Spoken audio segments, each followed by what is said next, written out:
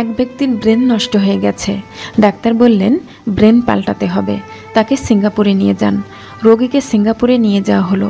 সেখানকার হাসপাতালে ভর্তির পর ডাক্তাররা রোগীর স্বজনকে বললেন, যান একটা ব্রেন কিনে নিয়ে আসুন, আমরা সেটা রোগীর মাথায় প্রতিস্থাপন করে দেব। রোগীর স্বজন দোকানে গেল।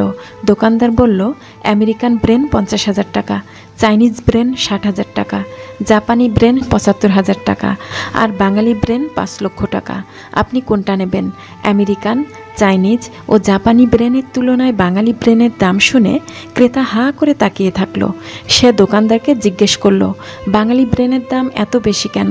দোকানদার ব্যাখ্যা করে বলল, আমেরিকান, চাইনিজ ও জাপানিরা প্রায় সব কিছু আবিষ্কার করে ফেলেছে।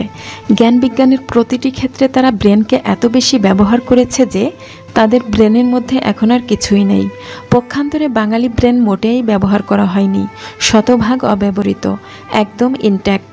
এজন্যে বাঙালি ব্রেনের দাম এত বেশি।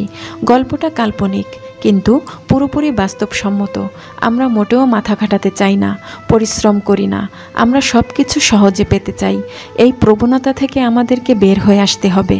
আপনি আপনার ব্রেনকে যত বেশি ব্যবহার করবেন, আপনার ব্রেন তত বেশি শক্তিশালী হবে আর আপনার জীবন সফলতায় ভরে উঠবে।